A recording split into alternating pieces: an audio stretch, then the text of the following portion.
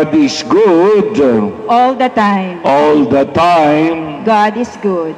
Mga minamahal na kapatid, kung mapapansin ninyo, ang pagbasa ay pinag-uusapan na natin ngayon ang tungkol sa mga katapusan ng ating buhay. Hindi po ba? Pinag-uusapan natin ang pinaka-importante sa ating buhay, ang kaligtasan, ang pananampalataya. At pinag-uusapan din natin ang pangalawang pagdating ng ating Panginoon. Ito ay paghahanda natin sa kapistahan ng Christ the King at sa pagpasok ng panahon ng Adbyento. Alam ninyo, katulad ng sinabi ko, ang simbahan ay may sariling kalendaryo. Kalendaryo ng pagdiriwang, kalendaryo ng ating pananampalataya. At nagtatapos ang ating kalendaryo sa pagdiriwang ng Christ the King. Ibig sabihin nun, si Jesus ay itatanghal natin bilang hari. Pagkatapos ng isang taon na pagninilay, pag-aaral sa ating pananampalataya, refleksyon sa ating buhay, kung ano ang maganda. Ang pinakadulo nito, walang dilit iba, kundi ang Alpha at ang Omega. Ano ibig sabihin nun? Ang pinagsimulan, ang simula, at ang wakas.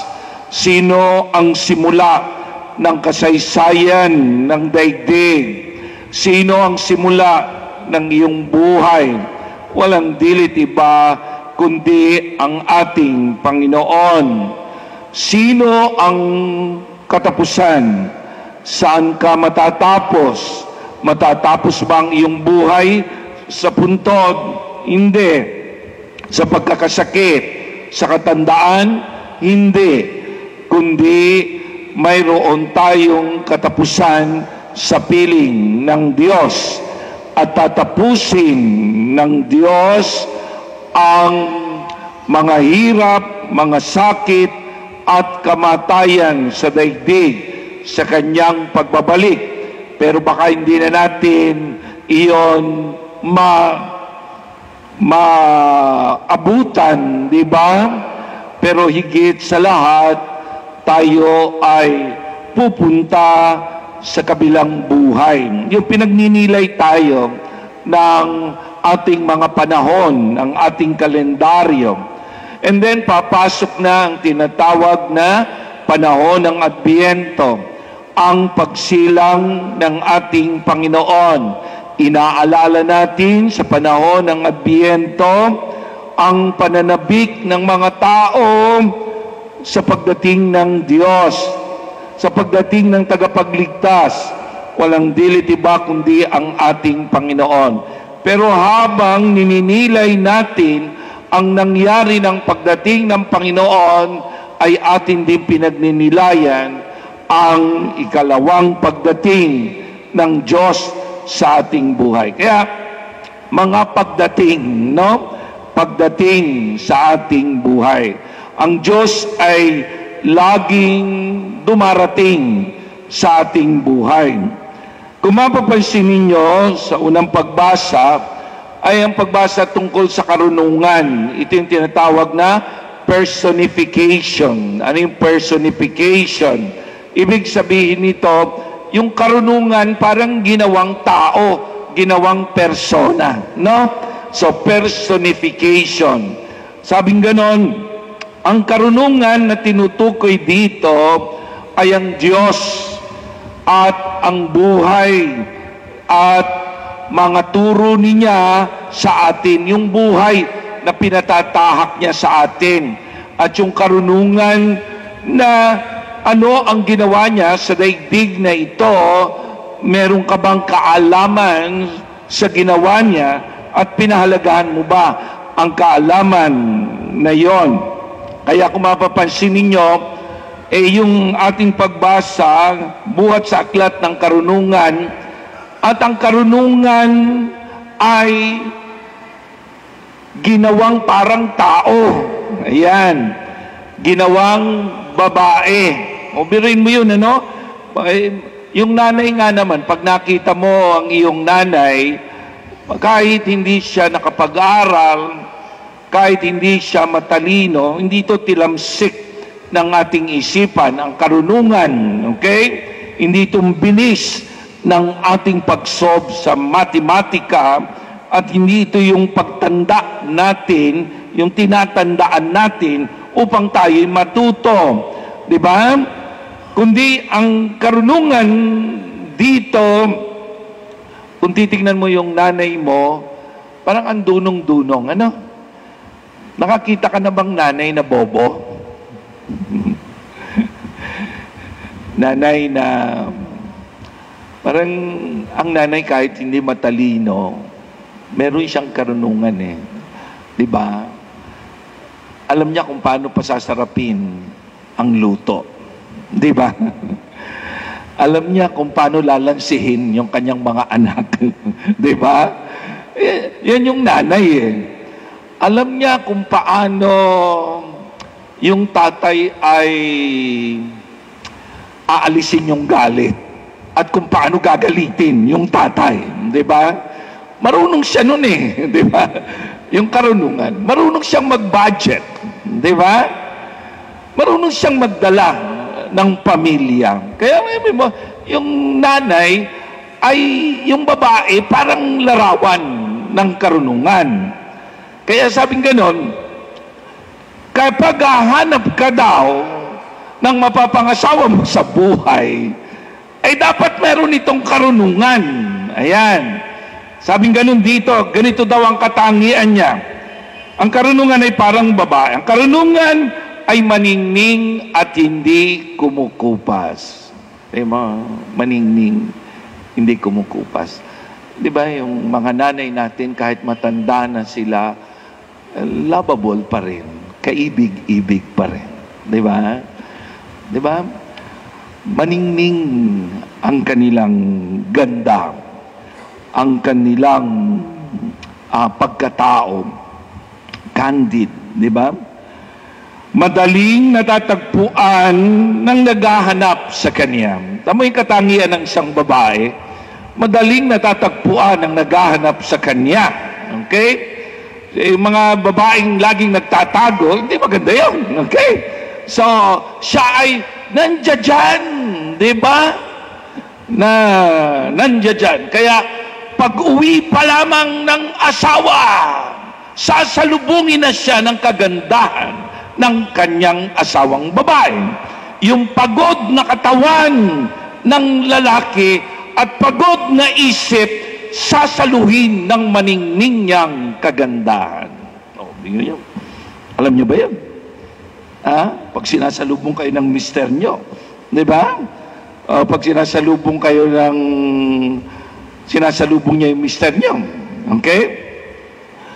Baka yun yung katangian ninyo, ha? Hindi yung katangian ninyo pag sinalubong ninyo yung asawa ninyo, bagsak ang katawan, sa buwisit sa inyo, sa buwisit sa atin, okay? So, hindi. Pag nandiyan siya, darating siya, abay, masigla siya. Di ba? Nandiyan ang kanyang misis. Alam niya, may kape. Alam niya, may bibigay sa kanya, bibigyan siya ng merienda. Okay? Sabing ganon, at nakikita agad ng mga nagpapahalaga sa kanya. Mga nagpapahalaga sa kanya. Nakikita agad ng mga nagpapahalaga sa kanya. Tingnan mo ha, ang ganda ng katangian ito ng babae. No? Kung ikaw lalaki, nagpapahalaga ka, o ikaw anak, nagpapahalaga ka sa iyong ina, makikita mo kagad yung nanay mo. Di ba? Makikita mo kagad. Okay? Madali siyang nagpapakilala sa mga naghahangad sa kanya. Yung kung dalaga siya, madali siyang nagpapakilala. Hanapin mo siyang maaga, agad mo siyang matatagpuan. Makikita mo siyang nag-aabang sa iyong tarangkahan. Isipin mo lamang siya'y magkakaroon ka na ng ganap na pagkaunawa. Di ba? Ito, medyo mahirap to. Sabing ganon, isipin mo lamang siya, magkakaroon ka na ng ganap na pagkaunawa. Kaya ang babae daw, hindi iniintindi, minamahal. Di ba? Pag inintindi mo ang babae, masisira ulo mo. Okay? Dahil kasi nga, marami siyang iniisip. Marami siyang nasa kanyang pero hindi mo siya dapat intindihin. Hindi kita maintindihan. Hindi kita maintindihan. Huwag mo intindihin. Mahalin mo. Okay? Maintindihan mo yan. Magkakaroon ng pagkaunawa. Kaya yung babae daw, hindi daw iniintindi ng isip. Kasi meron siyang mga bagay na hindi mo maintindihan kasi lalaki ka. Pero gamitin mo ang iyong pagmamahal, ang iyong puso, mauunawaan mo siya. Di ba? O kaya kayo nag-aaway, pilit mo iniintindi yung asawa mo, unawain mo siya, mahalin mo siya. Okay. Pag nahanapan nyo kasi ng explanation, yung babae, hanapin mo siya at matatahimik ang iyong kalooban. Nagbibigay ng kalooban ang nanay, ang esposa. Di ba? Mga babae, yan ang inyong katangian, ha? Nagbibigay ng kapayapaan, tahimik na kalooban. Kaya nga maliligtas ang inyong asawa kapag kayo ang partner niya. Sabing gano'n, ang asawa daw ay makapagliligtas ng kanyang asawa. Hindi siya sulsol.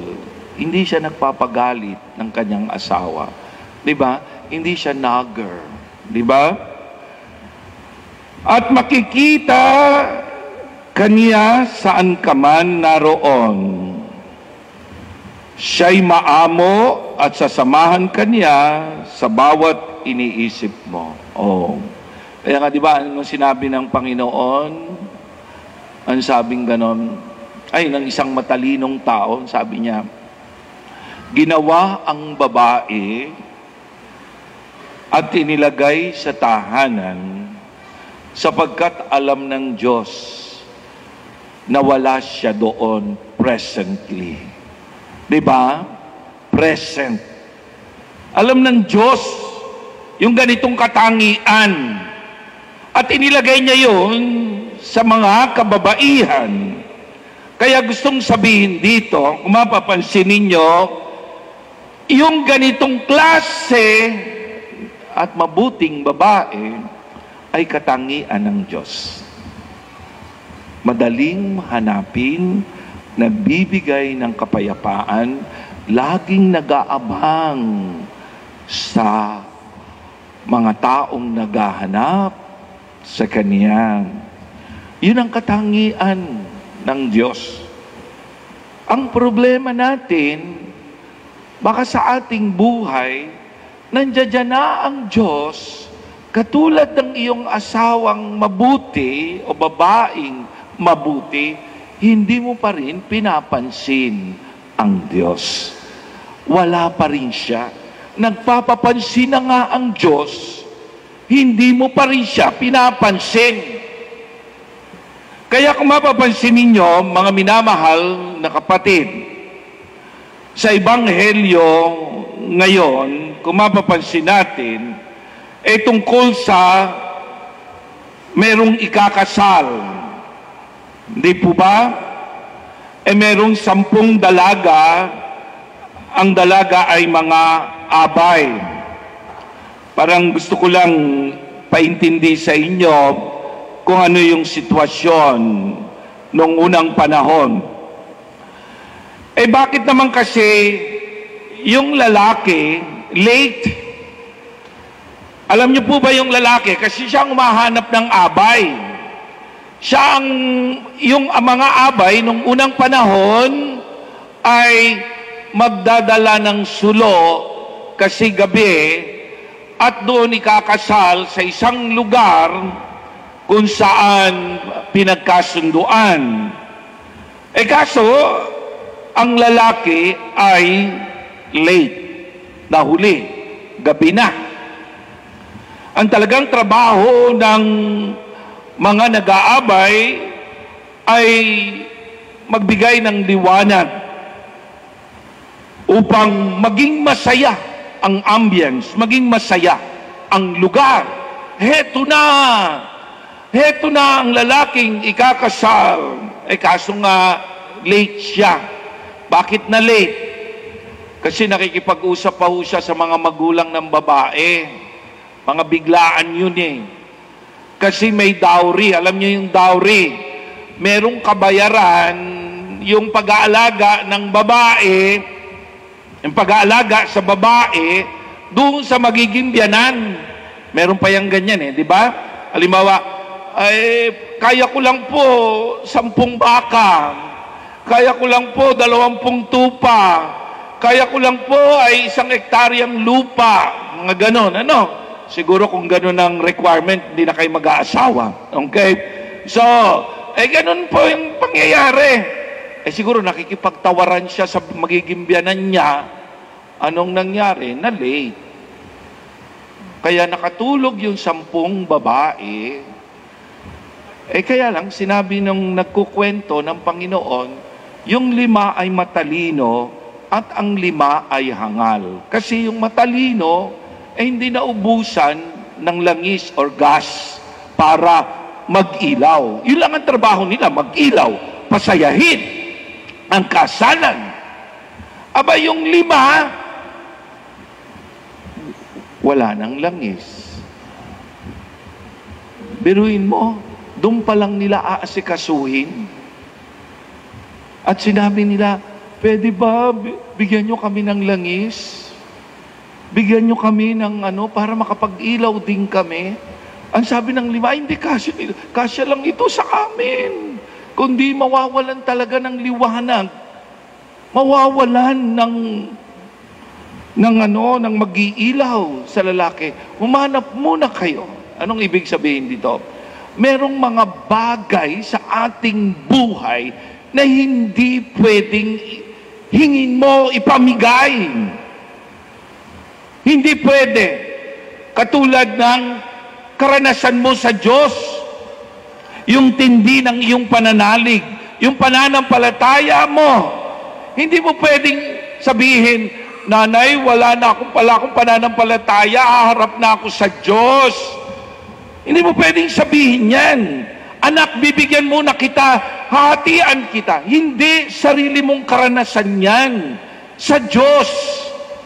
Ang saklap nito, pagkatapos ng iyong buhay, wala ka man lang karanasan sa Diyos. Wala ka man lang relasyon na i-develop. Diba? Ano pa yung mga pwedeng hanapin ng Diyos, napaka-importante.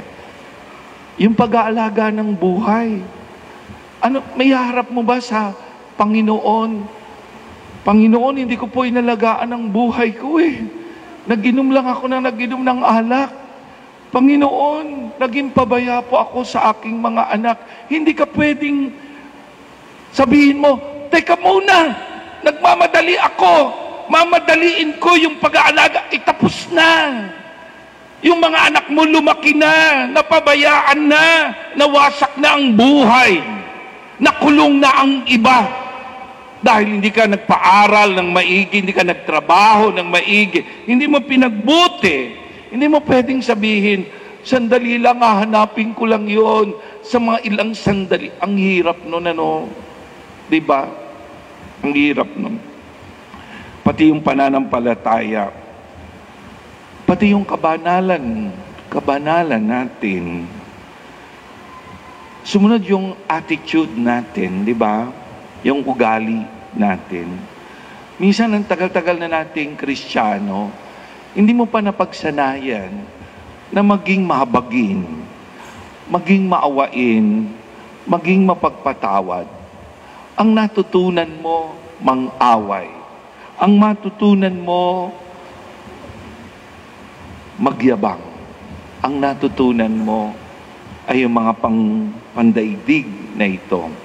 Merong mga bagay na hahanapin sa atin ng Panginoon na nagsisilbing langis ng ating buhay. Langis ang pananampalataya, ang pag-ibig sa ating buhay. Yun po yung gustong sabihin dito. Kaya nga ngayon, panahon ng magpapasko, hindi lang iisipin natin yung, ayan na naman, decoration na naman, yan ba talaga ang kailangan? Ayan na naman, mga regalo na naman, katakot-takot na regalo, ang iisipin ko, pagkakagastusan ko, maganda naman kung meron kang pang regalo. Pero ang Pasko, hindi ini-spend ang panahon ng Pasko minsan sa mga walang kabagay-bagay. Minsan, sangkatutak na parte ang aatinan mo. Diba? Yung regalo na ibinigay sa'yo, babalutin mo uli at yun ang pag-exchange gift mo uli. Diba? Yung mga ganon.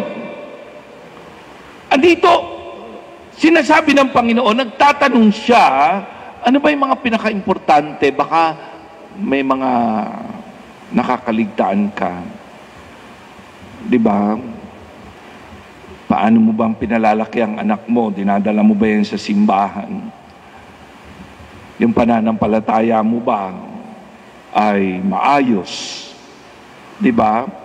Nagbago ba ang iyong mga masasamang mga ugali?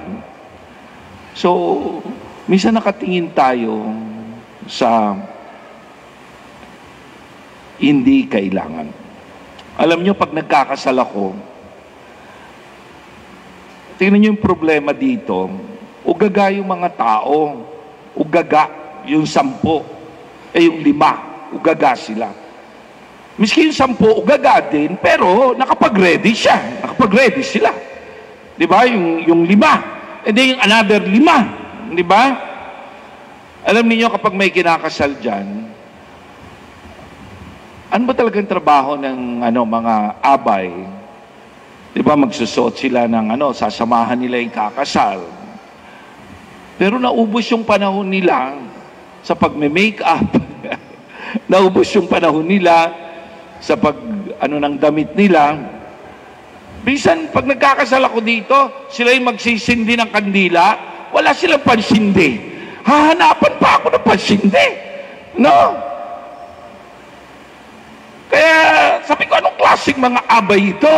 Tingnan ninyo yung problema, Minsan, wala yung singsing, wala yung aras. Gusto ko na sumigaw. Yun ang kailangan, di ba? Dahil kailangan sa celebration. Pero wala, tanungin mo, wala. Walang pambelo. Minsan meron ganun walang pambelo. Pero sila, makeup ng makeup habang nandiyan dyan. Hindi iniisip kung ano yung kanilang role. Palagay ko ito yung problema. Ang problema, wala tayong karunungan. Katulad ng isang nanay, ng isang babae, na parang lahat ready. Di ba? Baon ng anak. Di ba? Lahat. Yun ang hinahanap sa atin ng Diyos.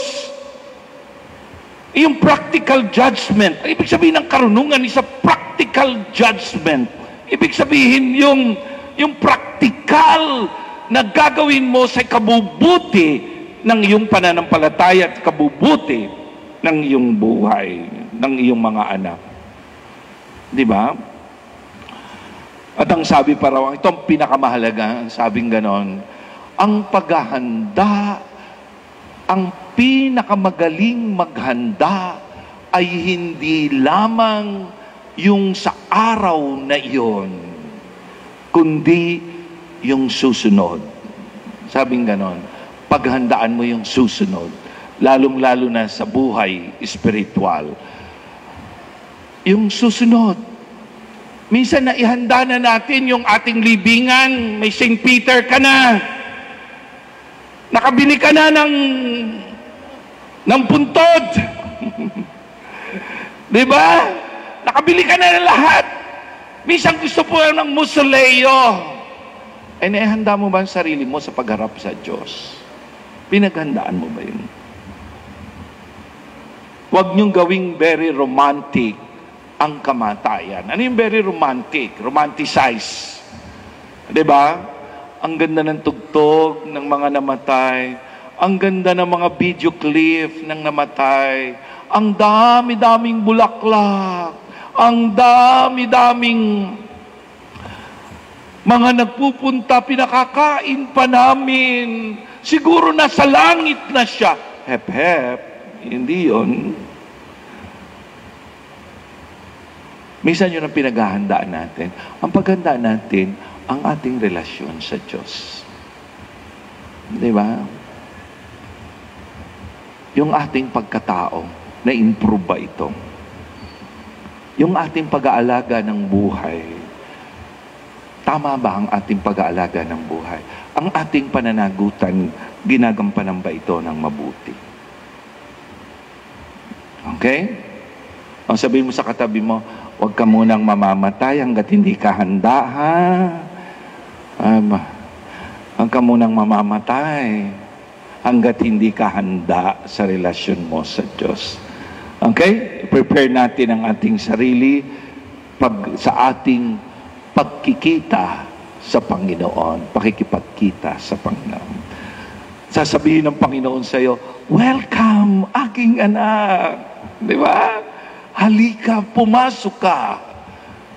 Minsan iniisip mo pa hindi pa ako bayad sa St. Peter. Yan ang iniisip mo. Wini-welcome ka na ni Lord. Ang iniisip mo, hindi ka bayad sa St. Peter. Okay? God is good. All the time. God is good. Purihin natin ang Panginoon. Sa ngalan ng Ama at ng Anak at ng Espiritu Santo. Amen. Amen. Ngayon naman, yung ating mga panalangin, ang ating hilingin, habang inaawit natin ang alam kong may magagawa ang Diyos.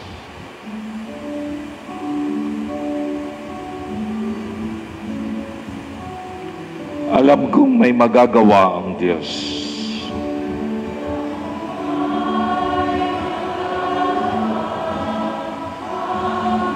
Alam kong may magagawa ang Diyos.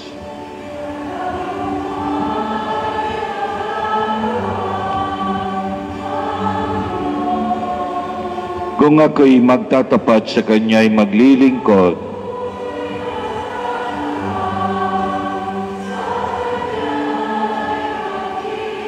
alam kong may magagawa ang Diyos.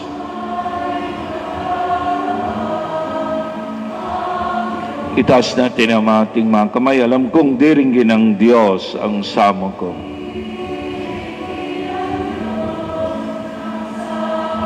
Alam kong diringgin ng Diyos ang samo ko.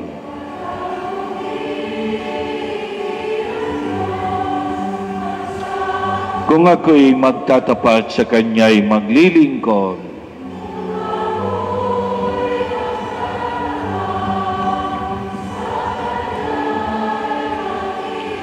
alam kong diringgin ng Diyos ang samo ko. Iham natin ang awitin. Panginoon naming Diyos, alam namin mawawala kami sa daigdig na ito. Alam namin may hangganan ang aming buhay. Pero Panginoon, ang lingid sa amin, kung paano ka namin matatagpuan habang kami nandito. Ang lingid sa amin, parang hindi namin alam at binabaliwala namin ang aming pwedeng gawin na mabubuti para sa iyo at para sa aming kapwa. Patawad po sa pagpapabaya sa aming pamilya. Minsan, hindi namin pinapansin ang aming mga ama, mga ina, mga lolo at lola. Kung kailan nasa ICU na, Tsaka kami nagmamadali. Tsaka kami nag-aalala kung kailan malubha na, kung kailan patay na. Tsaka kami nagdadala ng bulaklak. Tsaka kami gumagawa ng mga kabutihan. Panginoon, patawad po sa mga ganitong pag-uugali namin. Alam namin na hanapin mo ang mga magagandang ginagawa namin. Alam namin na hanapin mo ang pagmamahal dapat namin na pinadama sa iyo at sa aming kapwa, lalong-lalo na sa aming mga mahal sa buhay na hindi namin pinapansin sa panahon na ito. Panginoong Diyos, patawad sa mga kapabayaan. Huwag mong isumbat sa amin kung kami nagkamali, nagkulang sa aming pagharap sa iyo. Tulungan mo kaming makabawi, Panginoon. Tulungan mo kaming tunay na magpakita ng pagmamahal sa iyo at sa aming kapwa. Nandito din kami, pinagdarasal namin ang aming pamilya, mga magulang na lagi nag-iisip para sa kapakanan namin. Yung mga taong tumutulong sa amin, tulungan mo sila. Panginoon, tulungan mo kami sa aming mga problema, sa aming mga pangarap. Sana makasama pa namin ang aming mga mahal sa buhay. Sa Paskong darating na ito, makasama namin sila at masabi namin, kayo ang napaka-importante sa aking buhay. Panginoon, naming Diyos, pinagdarasal namin ang mga may karamdaman.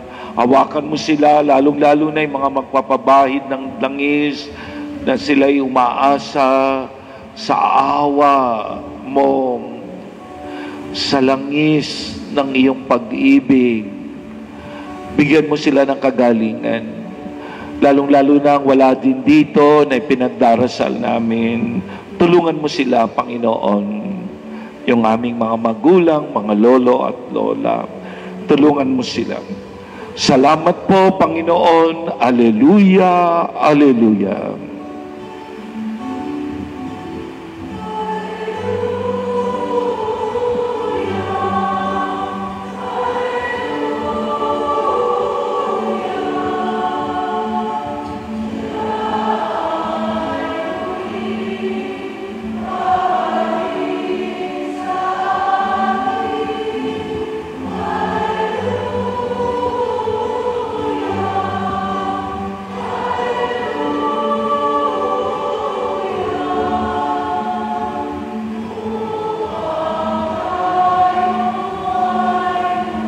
Sabihin mo sa katabi mo, merong magandang mangyayari sa iyo.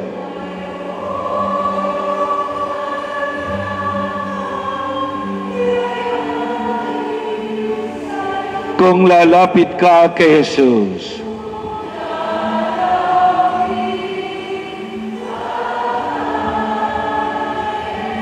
Sabihin mo, merong magandang mangyayari sa iyo.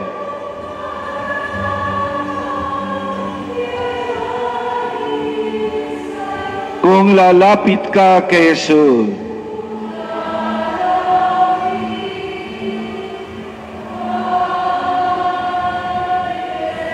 Marami pong salamat, Panginoon, sa mga natutunan namin, sa realization namin. Salamat po sa biyaya na binigay mo sa amin.